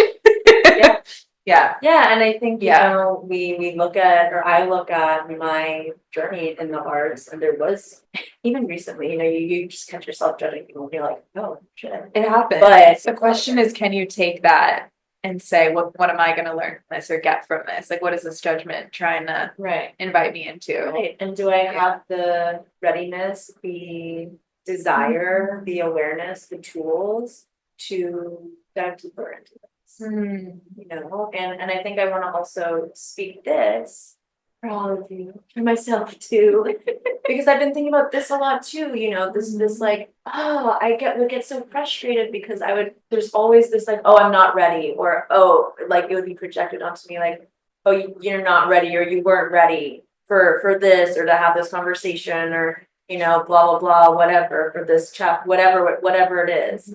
I get so pissed off with it, but I believe that, I mean, it takes the time that it takes, right? It's like, there's no pressure. Like, I know we're having these conversations about going deep into and doing the work, but like, I would desire for it to come from a place of people and somebody sourced, rooted in the frequency of desire. Right, versus like, oh, I should be doing this, inspiration. Or and also there's just like a pressure that I desire. I pray that people release from themselves around like, I should be ready, or why am I not ready, or it's just all of the shitting, and it's like, are you shitting all over yourself? This is like a rug I want to completely pull out from the arts, humanity, life. When you say, I don't know if you were saying you've been told like you're not ready or you weren't ready for something, but from that framework of feeling like in any way it's almost like any way you feel shame, any way you feel sadness, any way you feel let down or rejected, I really fully stand behind. Were you not ready, or was that person not able to meet you in the capacity you needed in that moment to come into the next version of yourself, or into the healing of that aspect? As in, did you feel the safety to be able to trust? And did they have the integration of what you wanted to move into? Because if they don't, why are you even letting them tell you you're not ready? Ready for what? If they're not embodying that thing, then they can't even take you there or meet you and help you get there, or mirror that to you so you can choose it. Right. And then if they can still, is there, you know, are they being loving and kind or not? And like, is a statement like that actually a projection? Appropriate, necessary. I'm gonna just keep going. I got fire about this one. Sorry, my Leo is like, Get back into the Cancer for a moment. See, so good. So good. But is it circling it back to the judgment? Yeah. The judgment of you're not ready or you weren't ready. For what? Yeah. Like let's just drive a specific thing in here for a second just to like ground it more. Like for what? What's an example? If you want to make a personal one. Like when someone tells us we're not ready, so much to unpack there. Okay, well here's what's coming through. I don't know if this is a real one for me, but it's coming up. Practicing what we preach. I love this for you. Like readiness to have a hard conversation. Yes. For example. Like you saying it or someone saying it to you? Saying that to me. Interesting. Like because they have an expectation of what it should look like or what it should have been like. Or just the time that it took. Maybe between their awareness or like something that happened and then the actual bringing forth of the conversation. That to me would just be the awareness of the evolution and our multidimensionality. Like what is their capacity to actually be with you in that process? Right. You know? And there are so many layers. Yeah. To these things. Absolutely. You know, and for me, you know, like sometimes I'm like, well, why is it taking me a fucking year to even like get to the place where I have the level of awareness of certain things in 100%. Order to like think about going into the work, to think about reaching out to the person, to having the conversation. Yeah. You know, because maybe it's that deep, right? It could be a variety of things. Well, it's like all these different timelines and energies are coming into alignment. Yeah. We think we have to do so much more than I think we actually have to. It's like the receiving mode, wait for the inspiration versus like, I need to control this. Right. That's why you're trying to protect something. And again, the pressure to like, oh my God, this came up, I gotta do this now, you know, or like I'm getting the awareness now, I have to do the inner work now. It's like, I don't know. I think that we can have more grace of like, you know, this is how I kind of receive the layers of like, okay, I got this awareness. I'm feeling my cart of like little objects or little pieces of the story, the understanding. Yeah. And it's almost like the safety box that you receive when you're in that closed room to then be able to reach the place where you feel safe enough, grounded enough, trusting enough to then open the door, right? And so sometimes you need a lot more with you for whatever reason. Totally. Sometimes it's like, there's a hurricane, let's fucking go. Yeah. You know? So I am the hurricane. I'm ready. I am the hurricane. The hurricane is me. I am a facet of all consciousness. That's right. If we want to be real, that's always on that level up there. But it's so true. Actually, that's beautiful because on the highest level, like that is true. You're all of it. And that's really what the unity consciousness means. It doesn't mean we're not humans with experiences and boundaries and a journey of along the wayness. Say it that way. All the time, like you're still meant to be in your body and to live. It doesn't mean you're not in your body. It can feel like that sometimes, but I think that's just us kind of tapping into and pulling in different aspects of ourselves so that we can fully land in more of our natural essence and our authentic spirit in our body, right? That can animate your body. It's like when you talk about becoming a character for a role, you're tapping into that part of you. You're pulling that really from the field. You're finding that within yourself. But it's the same with life. When we talk about our higher self, it's just a different version of you with a different life. And you're bringing that character through. So what do you have to do to position yourself and receive that in life? Yeah. It's all the freaking same. Yeah. And you get to create your own meaning. I feel like I haven't looked at the camera like ever. Danielle's just too sparkly. Superstarseed. Radiant. Yeah, you're really embodying that superstarseed energy. I love that for you. I'm feeling it, but I'm also like back in my subconscious every now and then I'm like, hope I look okay. I've thought about that the whole time. Yeah. No, you look great from this angle. So well, I know you look great from this angle too, but I'm like, I don't know what I look like from this angle. It's fine. Oh, it's so real. It's all real. And I talk about this in my videos when I record for YouTube or whatever. And I'm just like, as I'm doing this, I feel judgment, I feel doubt. And it's like the whole time there's tons of things going on. I'm not tons. There's things that are there that filter through. And I know they're just parts of me that are like, am I going to be loved? Am I going to this? It's more my own judgment and the stories or the things that I feel I've gotten stuck in that I'm afraid to be with, not really anybody else. Cause I know that if I move through that, it's gone. And like, so it's so many things can transform so quickly, but also it's just so refreshing to be like, yeah, we're doing a podcast and it looks stunning and it's such a fun experience, and you can show up in your magic, whatever that is for you, and also have all these doubts and these fears and these things that are so human still moving through you. Like, that's okay. And ideally we have people and things in our life that we can be all of us and bring all aspects and layers of us. I think that is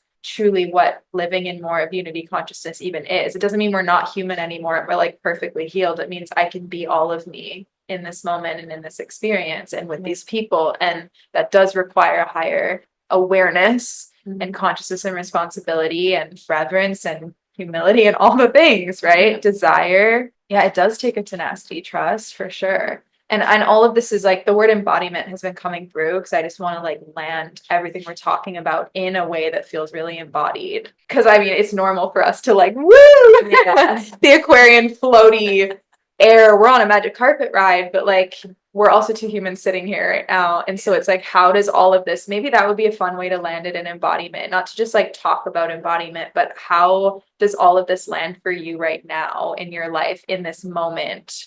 Like, how is this landing for you? How is this serving or deepening your embodiment and really make it real in this moment? If there's like the something conversation there. we're having. Yeah, like all of what we're even doing right now. Because, you know, there's that, oh, we're doing a podcast. What do we have to turn off? And it's like, what if we could bring that part of ourselves into it and be like, okay, we're actually two humans that are going to integrate this conversation in this moment in some way that's alive for us or that's true, and just really bring it into the body. Well, I feel like the beautiful thing about it when you're connected to your life's work is that it's serving you and it's serving the other and it's serving the collective. Yeah. Whether people get triggered by it and people go, you said that about that and I don't like that, I don't agree with that. They're like, can we be curious? You know? Like, okay, interesting. Like, I really want to know why that triggers you. It's, you know, it's beautiful. Right. No, but just as like an observation, right? Yes. However you receive and perceive, you know, everything, but we'll talk about this conversation, is perfect. Yeah. But all of that to say, I think there's a lot. There's so much juice in here, you know, for me to take and chew on. Yeah. And as I was kind of starting to tap into with like the readiness conversation is like or at least my experience is like, now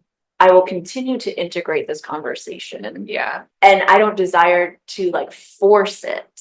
Right. You know, there might be a time where and I'm not saying this is a bad idea. I think it's great to like, you know, journal at the end of the night or like even just take a moment to be like, okay, what did I receive today? But to not like force myself to like journal about something. It's like, okay, it's going to continue. And this has allowed me to be more present in every moment, right? It's like, I trust that it's going to continue. Same with meditation, right? I really try to avoid now, like, you know, something came to me, ding, open my eyes, get the pen and paper, write it out. It's like whatever is still present at the end will land in that moment. Yeah. And the little bits that came in strong that I loved that have now fleeted, will come back if they need, if and when I meant to have them land in the physical.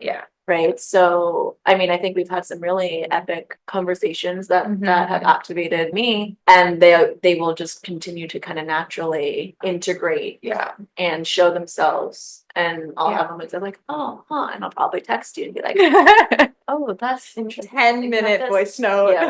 Oh, that's on the short end of what I've sent to people. No limits here. 4 hours, bring it on. Because actually, though, I am the person that would not even blink at that, and I would make the space and capacity to fully receive someone because I don't have those barriers. Obviously, if I'm busy and I'm doing things in my life where I didn't have as much space, that's different. But I would still try. I'd still want to. And to me, it's like I'm showing up to life in that way for people when it comes in. And if I need to set a boundary, I'll feel that and I'll trust that. But I'm showing up to something bigger. I feel like when you make space for people in that way. Yeah, that's beautiful. You know, that's beautiful. I've been navigating this with like the important. boundaries of like voice notes. Right. Because for me, I really receive because maybe it's because I've kind of connected to my own sound so much, but I can really pick up so much of the subconscious chitter chatter that's also coming through what's not being spoken in somebody's voice.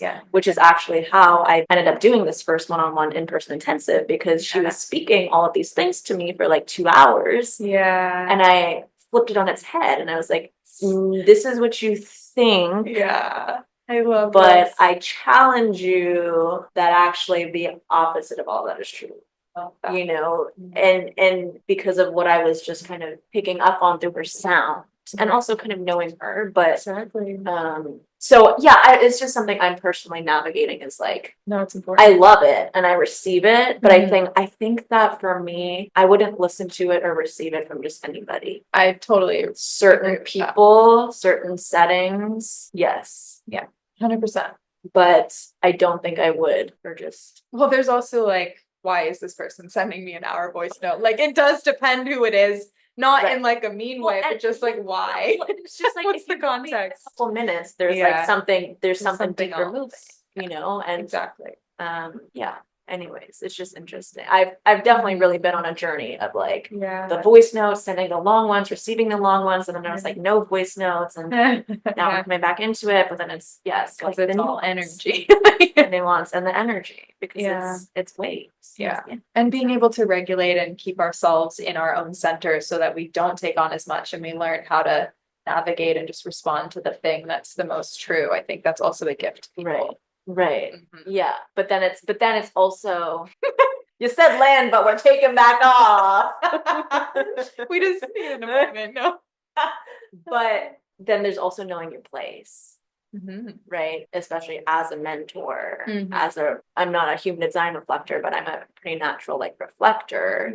Knowing, bringing awareness to like, how do you respond to somebody who's really open some kind of portal and share whatever level of consciousness they're unraveling with a voice note. I mean, we don't really need a rabbit hole. I think like no, just to respond to that bit, because I think probably a lot of people relate to what you just said in their own way. I think what I've learned is I used to feel like I had to be the one to like hold or decide that. And then I realized the more embodied I can be in unconditional love and neutrality and peace and clarity within myself, I actually don't have to do anything. But just receive it. And I don't even have to take it in or on. It's just, it is a different level of awareness where somebody can express to you and you just meet them in that presence and you respond to the thing that's true, that's calling through you. Like however you feel called to respond, inspired to respond in love. And that can be so many different things. That's not like, you know, soft kindness, people pleasing. I mean, like real love. And sometimes that's harsh, but it's still love. It's the intention is still love. But I think you don't have to do anything with it. Like you said, knowing your place, but the universe has got it. Like you don't need to play God. Like God's got it. You can just let the energy dissolve. And actually, the less you resist it, the more it's going to dissolve in your presence. So it's another invitation to mastery for us too. Totally. And I've also recently experienced this on both ends, right? You send somebody a really deep voice message and just no response. But it's like this duality between I've literally had a conversation with this person of like, we don't need to respond. Like that's something I really deeply appreciate about the friendship, the connection we have is we don't have to. But then something like, you don't understand. The energy doesn't feel complete. Because you didn't acknowledge it. Or even just like, you know, you share like all of these depths, all of this stuff, and you're like, and then it just dissolved into nothing. So true. Those are the moments that I have felt like this is a deep, not test, but like invitation. Totally. And because I already have integrated the answer in a sense, and it's like an opportunity to be like, okay, I'm going to make this real. And I don't need it. You know, it's like the sharing was the portal of alchemy, and I don't need it, but you know, it's just a reflection. But it's also a nice human thing to have people who get that. But I think building relationships that are conscious and intentional and like of this new awareness, like we can have all of those layers and play within them too. And that's really beautiful. So is there anything else that feels alive to talk about? Just put the silver up. So radiance. Yes, you wanted to talk about radiance. Yeah, and we did bring it up briefly earlier, but I think the thing that I want to bring forth is because people like even yesterday I got on a call. I'm in my like really old sweater and like, you know, I don't look good, my hair's up, whatever. Like I look at myself, I'm like, oh God, like you're showing up on a call like this, and like somebody pops on and goes, wow, like you're so radiant, you're so beautiful. Or like, you know, I get a lot of like authenticity. wow, you're so beautiful. It's not the Like, best are you because I have to fist like bumping or like what? But I get a lot of like, wow, you're so beautiful. Wow, Yeah. this, wow, that. And what's important for me to share is like it's not a physical beauty that is really being picked up. Well, okay, whatever. Most of the time, whatever. I mean, it's connected. It's connected. Yeah. But it's the radiance, it is the compounding radiance or light or internal soul-based freedom that is resonating, that is radiating because of all of the work that I have done. Right. You know, and right. You're available for your essence, to your essence. Yeah. Yeah. And I think the reason I want to bring this up is because it's not something, again, it's not something that people can't have. Right. Right. It's not like, oh wow, she's so beautiful. Well, she's just beautiful and she's just Danielle. She's just Danielle. Lucky. Yeah. She's half Asian and she whatever has a nice body, whatever. It's like Yeah. I truly believe that radiance is available for everybody. It's liberation, it's freedom of self, it's freedom of spirit. It's you know, and how do you get that? You get that through moving the energy, the stuck energy in your body. How can you do that? Well, Kundalini yoga. Not the only way, but it's been a powerful, expedited, quick way for me. You know, you move your spine is your essence. Yeah. There's so much calcification, you know, that we're holding on to. And yeah, it's just, I believe that radiance is internal and it's external, and beauty is internal and it's external. And it's become kind of almost like a separator, you know, a separator, and like, oh, I need to get this injection, I need to put this on my face. I rarely wear makeup. Like I see and I hold the vision for the world, for us collectively and also individually, where we can feel our beauty, where we can feel our radiance, where we can express ourselves, where we feel that safety also to express ourselves. And that starts with feeling safe with yourself. It brings in like the being human is art piece too. Yeah. Like the different choices people make to feel radiant or to feel like permission to be in their radiance, safe to be in their radiance, whatever that radiance is. I think if it's coming from that authentic place and it's liberating you, it's beautiful. Your choices can be your own. Radiance and beauty is in us all. And it's just, it's actually a very non-linear capacity that we all can, for lack of a better word, achieve. Totally. But I don't even like that word, because it's like we get to continue. Like I still show up for myself. I'm still like, oh God, I need to do longer meditation. Like I need to get back into my meditations, because there's icks, whatever. So it's not like I achieved that check, moving on next. Everybody can have it, you know. And I think maybe I can just pick up sometimes when people say that to me. It is really in that like, wow, you know, or that like, oh, you have it, I don't have that, I can't have that. And it's like, no, you can have that, and you do have that. It's just about scrubbing your inner pipes. Exactly. Finding whatever resources, you know, work for you ultimately 100%. to scrub it. Because what is radiance? Radiance is, you don't have any unkinked toes. It's an unkinked toes, or as I like to say, it's like radiance. I'll have a whole course on this. But it's you don't have any more push pins blocking your light. You've done the work to, you know, sometimes painfully pull that shit out.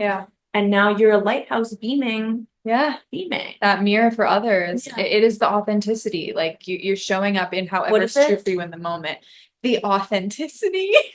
That's right. You should have written it on your arm. What is it? What is it? Oh, it's so good. Okay, I have a question for you with that radiance piece. It is allowing your spirit to come through. I like to say it that way, with the unkinked toes. You're an unkinked toes. And for you, I want to connect it into the Superstarseed vibes for a moment, because being a superstar is one thing, and we've touched on a lot of what that means to us throughout this conversation. Being a star seed, I actually heard something recently, and that's what I want to bring into the radiance, is we're meant to plant ourselves to make a change, to ripple out ourselves, rather than trying to create something outside of us and and we're planting seeds or we're making this garden. It's like, yes, it can be an extension of you, but I think the non-separation shift that's happening that we're talking about is you're actually planting yourself in that garden. Instead of all these creations are outside of me, they're coming through you, but you're the seed that's planted.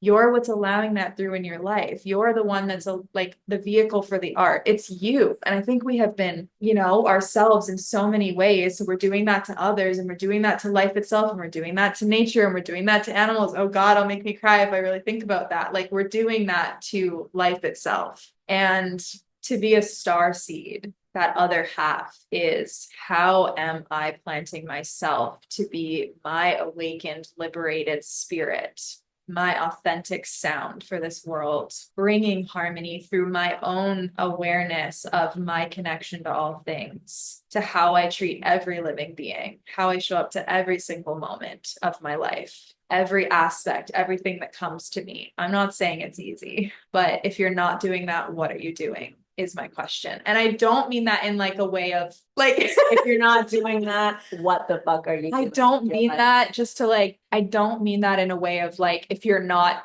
doing this grandiose thing, or you don't feel like you're living up to your potential, that you should just give up or feel defeat. I felt all of those things. I question that all the time, but it's about asking yourself, what gives your life meaning to you? What feels for you like you're contributing, like you're alive, because when your aliveness is the contribution, you're thriving, your joy is the contribution, because what it takes to even be in authentic joy, come on, it's a lot. That's the journey. So to alchemize hate and turn it into all love of and it. joy in an instant. All of it. Yeah. Where did the hate come from in you? Yeah. Alchemize that. You're alchemizing something outside of you by doing that. Like, you're changing the planet by healing yourself. And what if we could create art from that place? One, and being a star seed from that perspective, what does it mean to you to be a superstar seed? Or how do you connect to the star seed piece of that when it comes to the radiance and your spirit, and just anything you want to touch on with that? And where did Superstarseed come from? Tell us that too, because that's Danielle's magic little trademark, and it's so beautiful. I'd never heard it before, and I was like, oh my God, I love this. You're bridging the two, and that's your literal name for it. I love it. And so we're gonna create and do fun things, but tell us, please. Tell us. I know, it's funny. I was thinking the other day, I was like, where did it come from?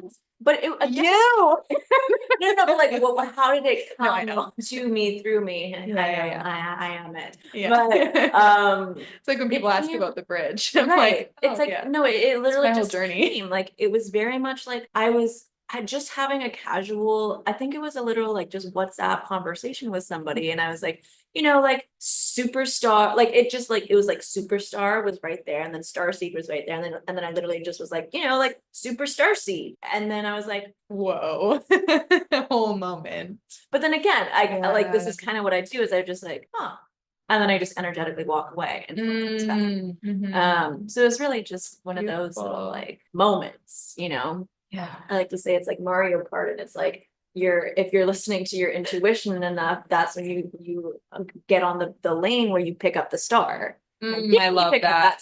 Yes, pick up the star, you know. Oh, I love that. I just received a whole activation from that. Thank you. The beauty of childhood memories and a beautiful soul. Right, a little fun, great. Yeah, because I can, like, it's just, everyone might connect to that in their own way, but I just feel the star of like those pinnacle moments in your life. Yeah. Where actually, just to add that in, the pinnacle moment of, oh, the star, those moments that you're like, oh, this is a dream, this is joy, this is amazing, I'm so fulfilled, like, wow. But also not to have it be the high that then you fall off. It's like your life is beautiful and fulfilling, and then you have those moments where it just radiates more, but then your baseline is actually still a point of radiance and fulfillment, because you're always in the authentic alignment with your spirit and your soul and your calling, and keep going. Totally. The mic's back to you, even though it's here for both of us. Superstarseed. How do I connect to what does it mean to you? What is that? What do you want that to like be in the world? Or I think it's honestly it's quite, to me, like self-explanatory, in the sense that it's really like the superstar plus the starseed. Mm-hmm. You know, it's the equal part of both, but coming from a place like tapping into your starseed self, which is, what am I here to do? What am I here to create? How can I positively impact the world? Even if the world means just how I radiate through time and space, how I walk down the road, how I, you know, don't activate an old version of myself where I, you know, do the road rage thing or whatever, you know. There's a lot of subtle ways that can move through you in a lot of different ways. But in this context, the starseed is like the self-connection and awareness that I am important. I have something to say, to offer, to give, and I'm ready to share it. Right. And I'm not going to stop at anything to share it. And having that be your North Star through it all. Yeah. Within the superstar part of it, allowing yourself to be seen. Right. Because that is a part of the starseed, is like, we're here to be seen. We didn't incarnate right now to hide, to not be seen. Tell them. So how can you surrender to being seen? And I think that this can tie in so full circle to like, even, you know, truth that, you know, you asked me what I've really gotten from Kundalini, from my journey, truth and confidence. But these things I'm not talking confidence like ego confidence. I'm talking like really deeply rooted confidence that allows you to show up vulnerably. You know, and knowing who you are and your connection to all of it. Yeah. And I think the last thing I'll say about and you kind of tapped into this, which is, we all have a unique purpose that is ours, that is yours and only yours, that is likely a combination of all of the facets of yourself, all of the little chapters, parts of yourself. As I, you know, went into all of the different kind of iterations that I've been through even in the past few years of my life: dancer, the artist, the teacher, the creator, the space holder, the spiritual teacher, you know, the singer, all of it, you know. You're Danielle. Yeah, exactly. And your soul's purpose is unique. Your soul's offerings are unique. And whether you see a lot of people doing what you feel called to do already being manifested and exemplified, or whether you don't see it exemplified at all, you're being called to it for a reason. And you have a unique lens. If you're seeing a lot of it in the world, you have a unique lens, you have a unique, you know, past, period. We won't even get into past lives, but you have a unique kind of ability to connect with certain kinds of people. Yeah. Or if you're not seeing it in the world and you feel so like, well, what? Like with me and reimagining ballet. Yeah. Like I just continued to be like, well, I created this. It still doesn't exist. 2 years later, 3 years later, it's still not here. Well, I guess I got to do it. And sometimes it's like that. It's like, I'm really not seeing this. Okay. It's going to take some chutzpah. It's going to take a lot of confidence for me to carve out this space. Yeah. But there's a reason, like it's coming to you, it's coming through you for a reason. Yeah. And your mission is unique. And that is our starseed energy to me. Right. You are uniquely you. And please, for the love of God and for the love of this planet and our collective future, give yourself the gift of exploring it. Yes. Yeah. Even just explore it. Just Find be safe curious. spaces. Create a life where you feel safe to explore it. Yeah. Whatever that means for you. So beautifully said. Yeah. Well, I love that. And I feel like that could be your answer to this question, but I'm still going to ask you. Great. Because I know you'll have something else beautiful to say. I always ask every guest this to close out. So do you believe that your embodiment can change the world? As in your like what you choose to embody, who you are, has an impact on the world. 1,000%. Lovely. So the follow-up. Great, we can air this podcast. You didn't pass the test if you say no. You wouldn't be on the podcast probably. Right. I mean, who knows though? We're exploring different perspectives. But from your place of embodiment, from your center stage spotlight moment, from that planet that you want to see, that world that you want to see, what would you want to broadcast out or share right now with the world? Oh God. You are powerful. The arts are powerful. imagine how powerful you could be. Imagine a world where you met the artist within you, whatever that means, whatever that looks like. Imagine what your life could be like if you gave yourself that gift. And imagine how that, just the ripple that could create in the world. Yeah, I'm naming one of the spaces I'm creating this, the artist within, you know, because it's within us all. And it doesn't matter if you're trained or not, you know, it doesn't matter. These are tools that can be accessed in any person. You don't need money to move your body. You know, you don't need money to use your voice, whether that's in speaking, whether that's in gibberish, whether that's in song. You don't need approval or training. You have it. So what could you, who could you become if you utilized your vessel to help you move energy? Oh, love that. Oh, thank you for that. I needed that too. Now I have it forever.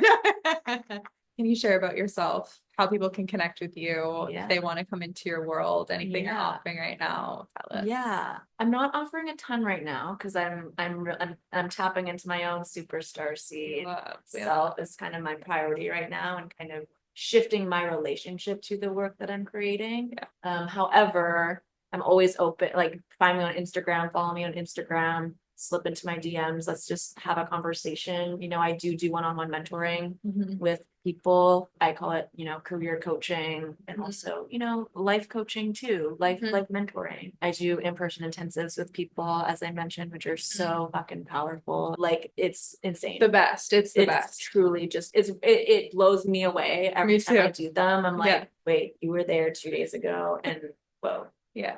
So there's that. I do have a virtual membership, the Puddle of Expansion. I do. Oh, this is what I have to prepare for tomorrow. I call it contemplative keys. Love. So we do like mind, body, spirit expansion. So there's a lot of Kundalini yoga stuff in there. If that's something that is speaking to you, and you want to explore it, you want to give it a try, hit me up. I've got recordings. We can, you know, schedule in a session, you know, whatever. I want to connect with people who feel connected to what I have spoken or shared, or the energy that they feel. So yeah. Hit me up.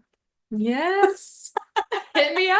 Hit me up, and we'll see where it goes. You know, because Exactly. the conversation could also then inspire something that I then create. Right. You know, so I'm a responder. I'm a human design generator, and one of my things is to respond. So I respond. Yeah. You know? Yeah. It's so helpful to know about that. Just for us to plug that at the end. Learn about your energy. Yeah. Learn your human design, your astrology, your numerology, whatever, if you feel called to. It can help so much to just know how you move through this world, how your energy works, and just lift such a weight too, to like figuring it out, and instead shifting to honoring your rhythms and your natural way. I mean, it's helped me so much. Yeah. Yeah. Oh, what a delicious, juicy ride. Like, I actually feel like we went on a plane, went on a trip, like fully had a trip, a vacation, like a whole journey, because traveling's a portal always, and flew back like a whole ass trip. And now I need to reset from like travel. Yeah, no, now I actually do need to go home and journal and integrate. I know I said I don't do that, but I need to do that now. I will be meditating. That's my go-to for integration, and just receiving and feeling all of what this has brought through, and letting whatever emotion needs to move. And it's going to be beautiful. So thank you so much, Danielle, for being here. What a blessing. What a special experience. And I'm so excited to share this with people, and to continue to co-create and just dance through life with universe. Dancing through life. It comes back. Letting when turf is smooth. Oh, smooth. I think where turf is smooth, there's turf outside to dance on if we want. Yeah, we'll continue dancing through life, and hope this inspires you and supports you, and see you in the next one. Thank you so much for tuning in to this episode of The Bridge. You are so valued and appreciated here, and I hope it helped bring light, love, clarity, and healing to your journey of remembering who you are. If you'd like to share feedback, have questions, want to collaborate, or request for a specific guest or episode topic, you can email us at the email below. To connect with us on socials or to work with me one-on-one, you can head to the social medias in the description below. If you'd like to donate to support our mission to share love, peace, and unity on this planet, you will find a link for that as well. You can always reach out via email to ask us how you can support what we are currently doing in the world. If there is someone you feel inspired to directly support, please let us know and we will share their story in one of our episodes. Remember, together we are better and truly can do so much. Now it's that time. Go live this new wisdom you received here in your life. Share it, integrate it, pass it on. Your ripples are powerful and needed, and you have a unique way of sharing and being that only you can be. As always, take what resonates for you and leave the rest. You are sovereign. You are the magic wand. You are the bridge to experiencing the world that you want. You are the conductor of your destiny. See it, choose it, speak it, feel it, believe it, know it, and go be it. Remember, it always starts with you. The universe is always on your side, and you are infinite. One love, and we'll see you in the next one. Superstarseeds out. We're gonna dance it through life. Dancing through life.